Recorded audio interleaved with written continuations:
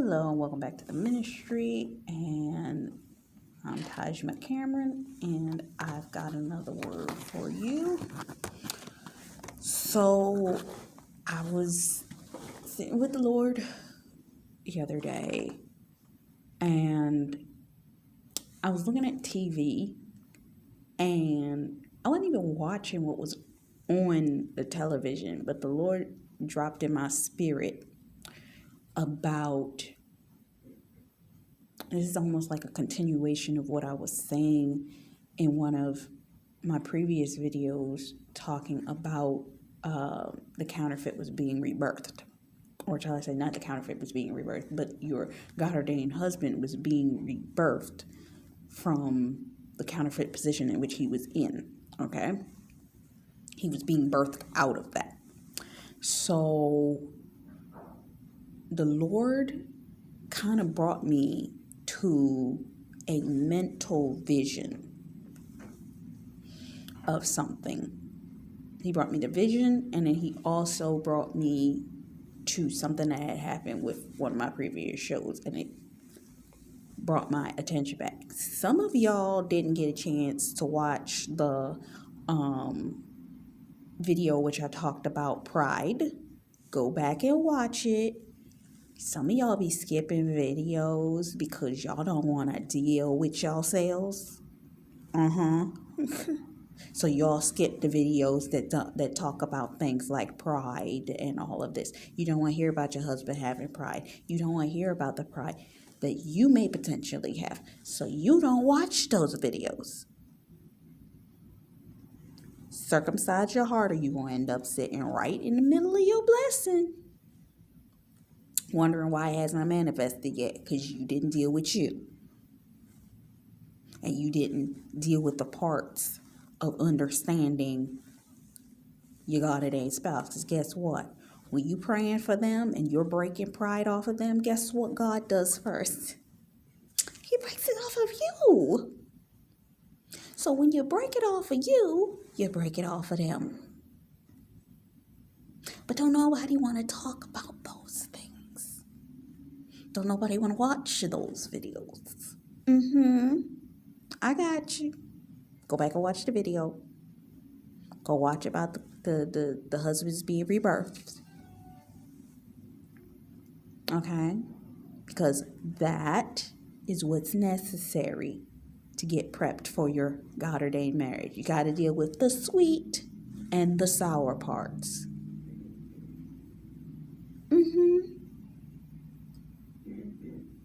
Now that we've dealt with my PSA announcement, I don't know why this collar don't want to sit right.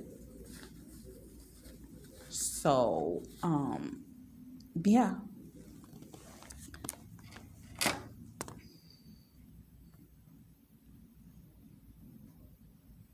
So, first, the Lord wants me to bring you to the attention of, I need you to ask yourself a question. I was having a discussion with somebody a couple years ago, and they made this point. Don't bring up your past and don't bring up their past.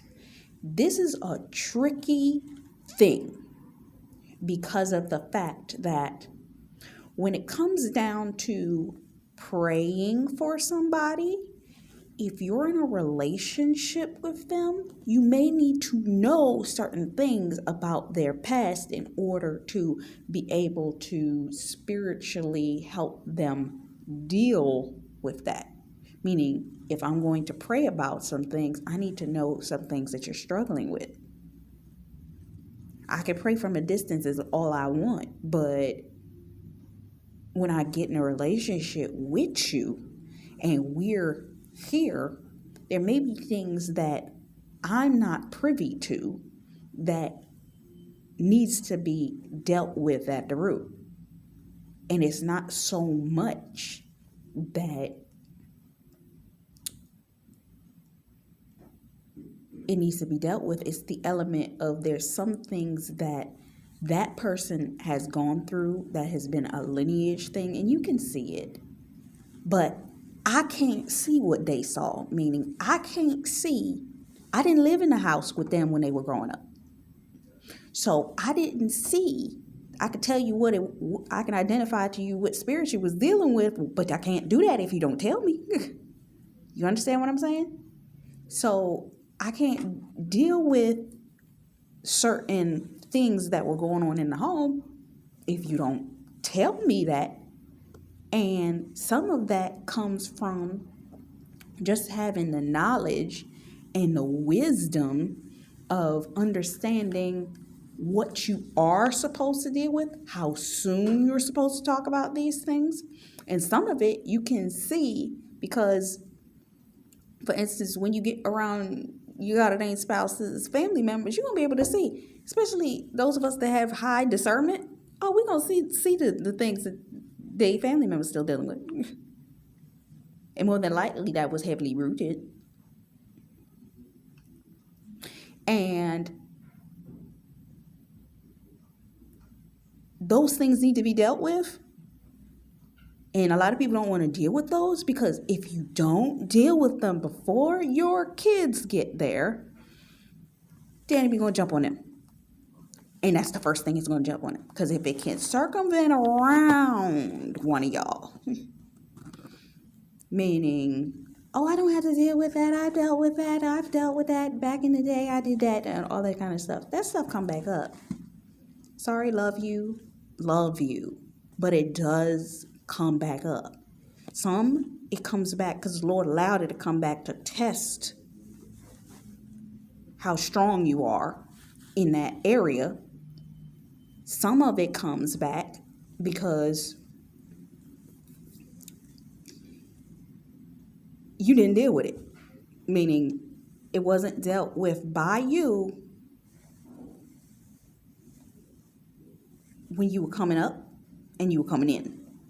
And if you did deal with it, you did not maintain what you dealt with it in the relation to, and it came back at you in a different format, and you let it right back in.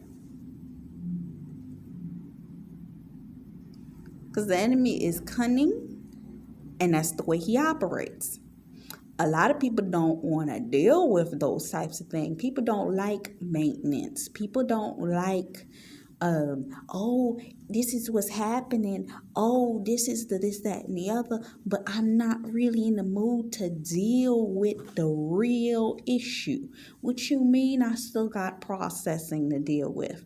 What you mean I can't walk into that blessing until I deal with this thing? This is why a lot of people will be like, oh, I want to just go into the process. Some of y'all get stuck because of the fact that God's saying, I'm not letting you into that until you deal with this.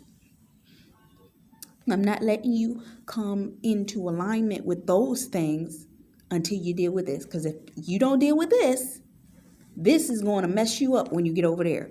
You may not see how right now, but when you get there and you understand after I made you sit in the process of this, you'll see with your discernment, oh, that's why I had to sit and wait in that season because this was going to happen and I needed to have a strong armor so that when this happened, oh, okay, I get that now.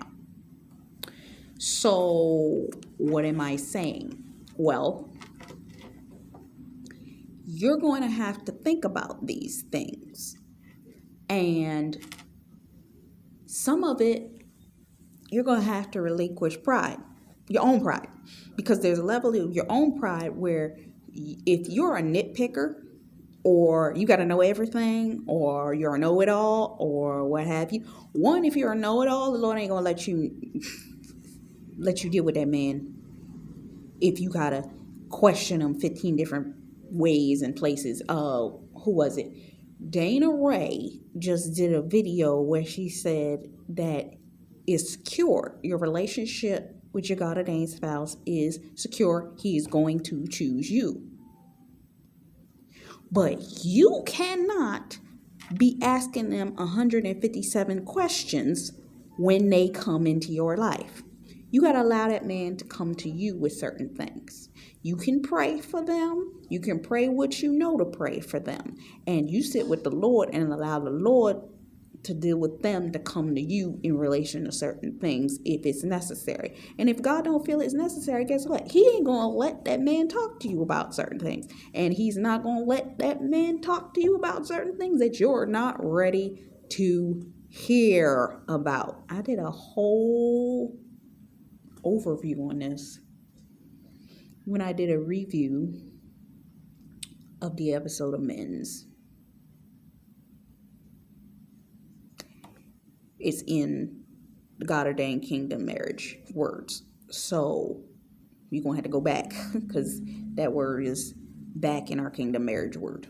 But in it, I talked about there are some things that you're going to know because the Lord's going to give you the priviness of information. God does that to me. He doesn't do it to me frequently, but he allows me to know things that I did not know about my God ordained spouse. I'm going to put it to you that way, and I'm going to leave it there.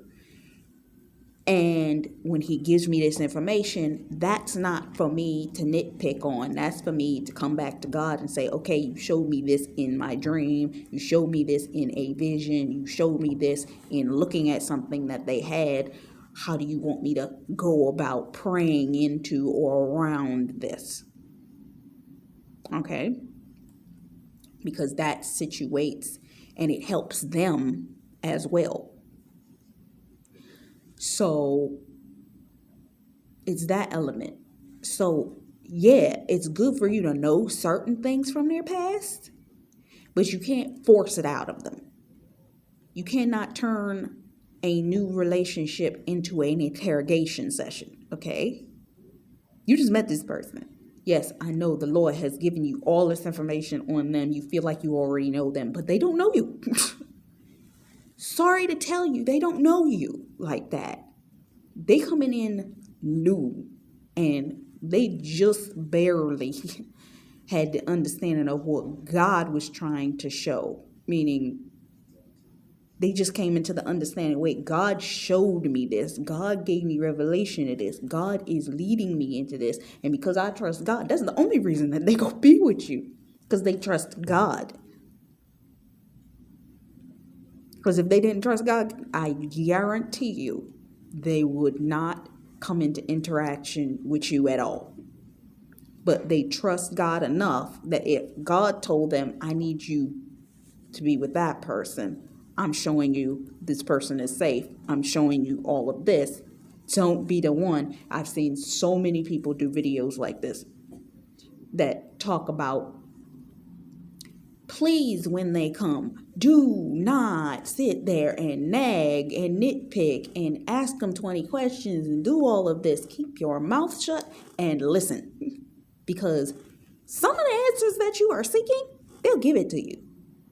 God is even prepping them even right now. That some of them think that they're going to come in with okay, I'm going to come in and I'm going to be good and everything's going to be great and we're going to talk and that so on and so forth. They're going to end up revealing a bunch of stuff that if you allow them to talk, because of how God has sat on their hearts, they're going to release that to you. You're not going to have to pull it out of them. God, but you have to be quiet and you have to be willing to listen. I said this in a word a while ago where I was talking about things in relation to sexual relationships. No, I said that in The Perfect Match, where I was talking about in The Perfect Match that the reason that some men went astray is because their wife talked too much. They nagged, they talked, they sat on them, just on them. And then they ended up going to this other person, and the other person ain't say nothing to them. They just did what they needed them to do. They listened and attended to exactly what it was that that man needed. That's why they went to the side chick. Some of these men ain't about all that talking. And for some of us, that's the test for us, because the Lord is saying, I know you want this, but can you be peaceable enough to keep your mouth shut and listen? I know you a talker. I made you that way.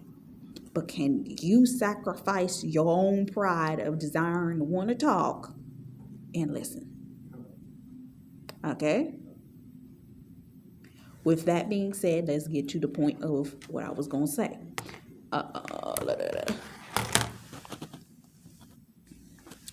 So you need to ask yourself the question. There are some things in their past that are not going to need to be asked. Questions need to be asked. So the question that needs to be asked is, by me, because this is what I saw in my vision. I saw the kingdom spouse. Place your kingdom spouse in that position, okay? Whoever that kingdom spouse is, if you know who he is. And he asks you this question: by me sharing this with you, will this have a positive or negative effect on our relationship?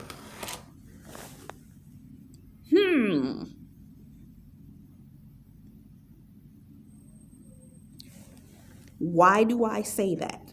Some of y'all know you're overthinkers.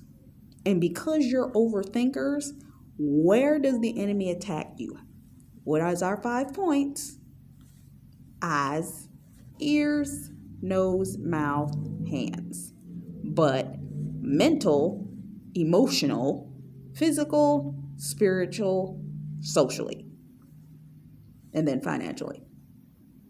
If this is going to affect you mentally to know this information, if it's going to affect you emotionally to know this information, do you really need to know it? Now, I heard a comedian say this years ago, and it's a good point. Some of us are more afraid not knowing because of where our mind will take us if we don't have that answer. But is that a level of control and pride because you feel like I gotta have this information? And then you let the enemy play with your head because you don't have it.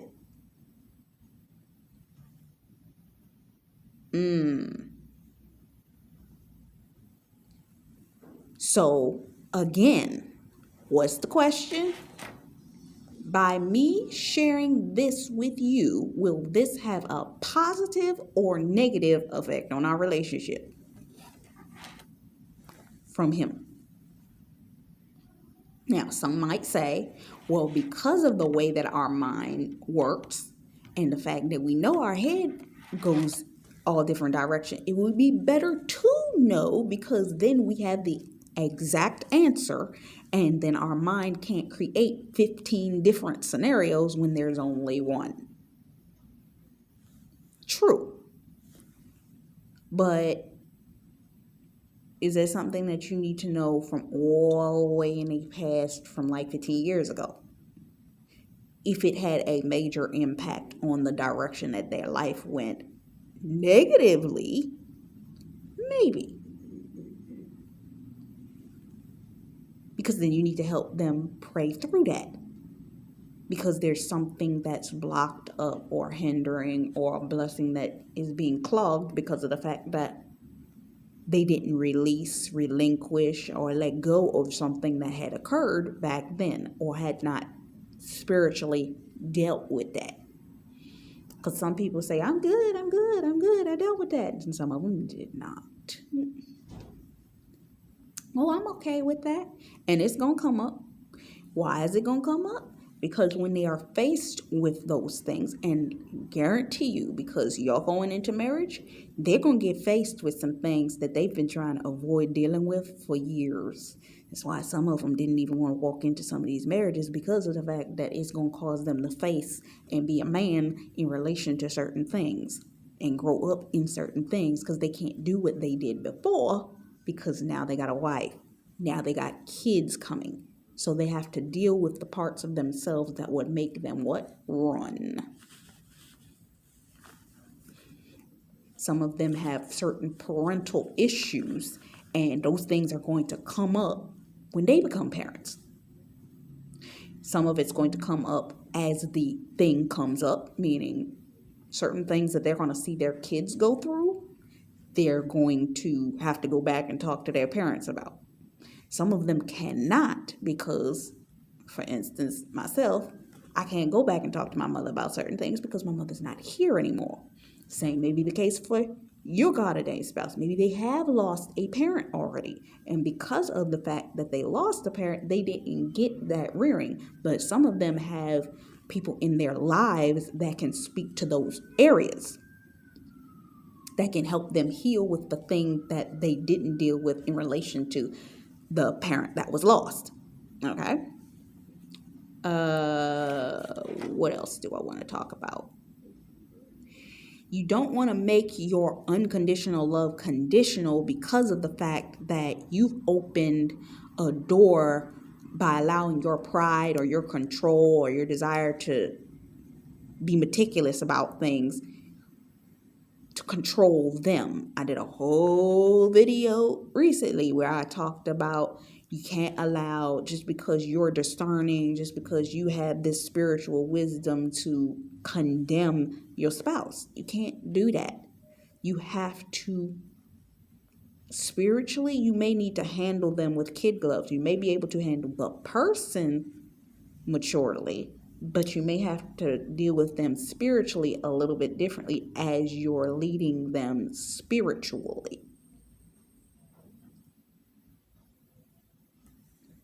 To come into certain understandings. Because otherwise the devil's going to exploit the areas in which you have triggers in. So because there are triggers, he's going to create a counterfeit version of what is in existence. Now, this is the part that I was sitting and watching television, or lack thereof watching television. Television was on and a vision came across me. And it was there. I talked about in the word on pride, their pride.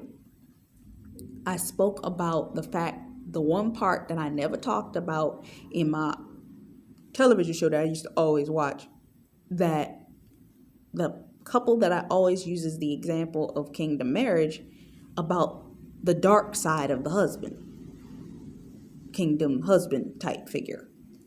Some of you, and it's funny because Megan Michelle brought this up, but I never felt like it needed to be discussed. Some of you, one, you're going into a new relationship, and because you're going into a new relationship, you've never been here before, you've never experienced this before.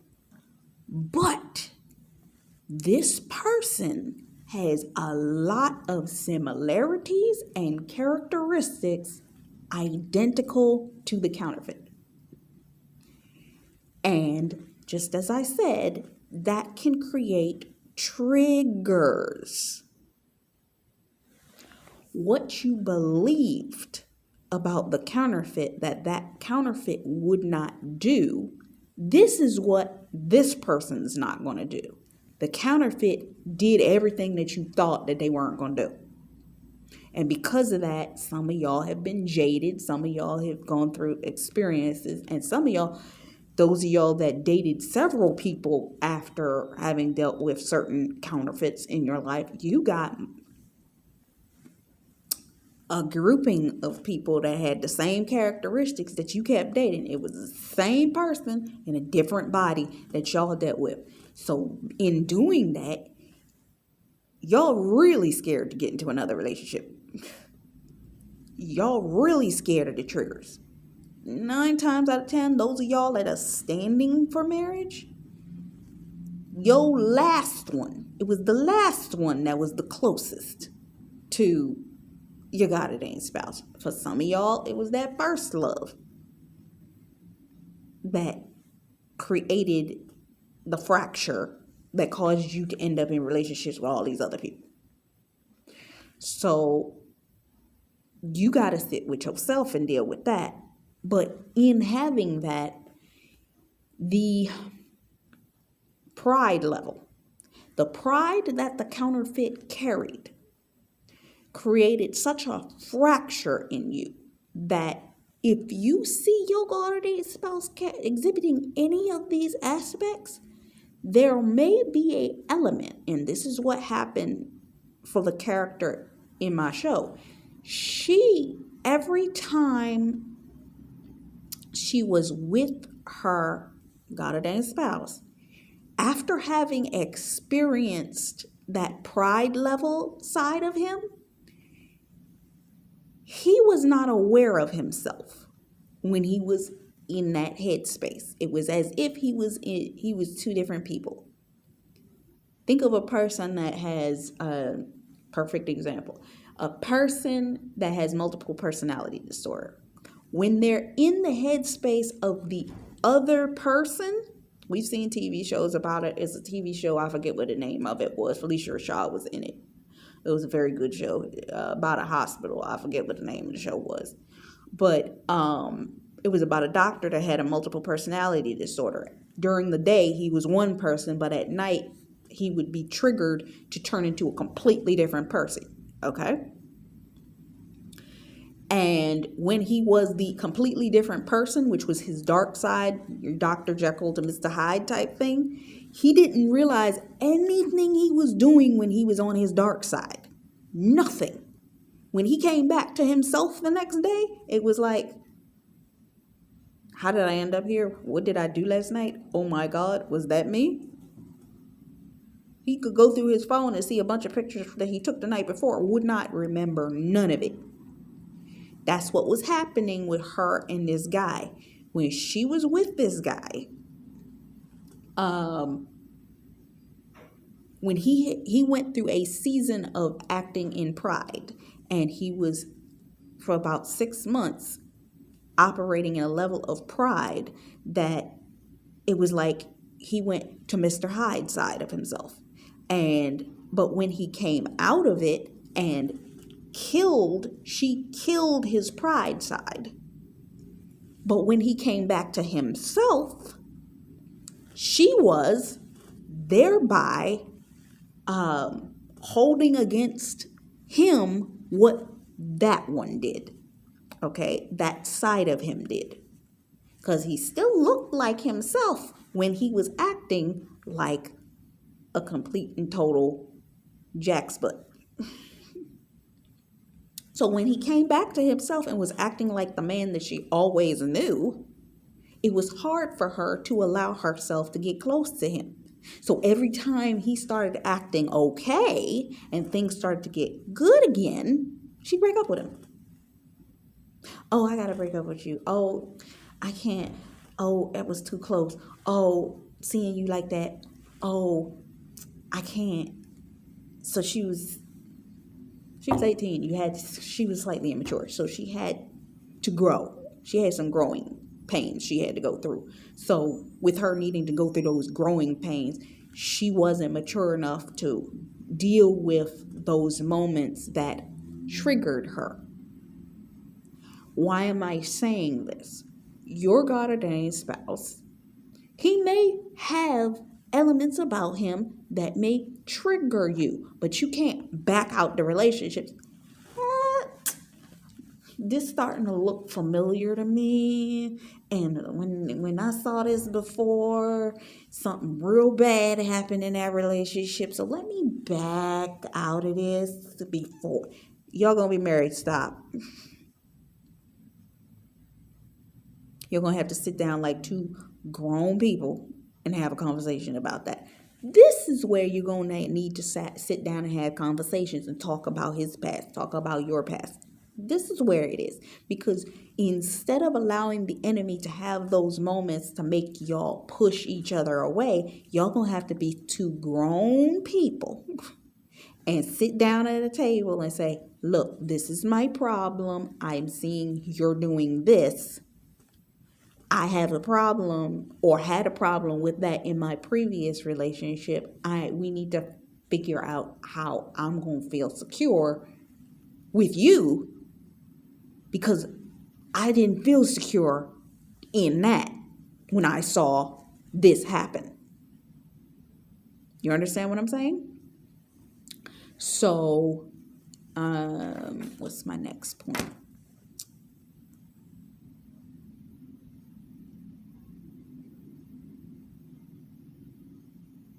So with that, you cannot allow self-sabotage, accusation to come in and create a form of pressure and or a element of anxiety to push the person away from you, because that's all the enemy wants. 9 times out of 10, he allowed the things that happened in your previous relationship to become saved files, you could call it, in order to prevent you from being able to fully give into this relationship the way that you would have needed to when the relationship manifested. Because if you hadn't gone through what you went through with your counterfeit, or they hadn't gone through what they went through with several of their counterfeits, y'all would have been on a level of flow with one another that would be like, y'all would have been out here taking care of them demons, because y'all would have been like, oh, I'm good. Oh, I'm good. We good up in here. But now you're not good up in here, because you're like, this doesn't feel good. Because wait, that looks like a warning sign. Wait, that, and then you start nitpicking, and you feel like they're acting like an identical duplicate to the one that created chaos in your life, and you're like, wait a minute, I can't do that. So your next big question, which I'm going to end off this broadcast on, is, can you, as God has taken you through what he's taken you through, understand from God's perspective what it takes to have a God-ordained marriage, that you are willing to be obedient and not create. Let me repeat that. Be obedient and not create scenarios for arguments to spawn if you desire to have a quarrel-free marriage. Begin to deal with those elements now. What does that entail? Sitting down and having a conversation with your spouse and discussing what your trigger points are. Discussing, okay, this is my safe word because I'm starting to see things that look familiar to my past. So I need to sit down and have a discussion with you, because this is a threat to me, or this may be a threat to you. Let's sit down like two adults and have this conversation. Whenever you hear sirens, that is actually a pay attention moment. I found that out from one of the ministries I follow. The Lord wants you to pay close attention. So pay attention to those things. Sit down with yourself. If you know that you can't answer that question, maybe you need to sit with yourself and do some heart checks. Okay? So that's the end of this. Till next time. Bye-bye.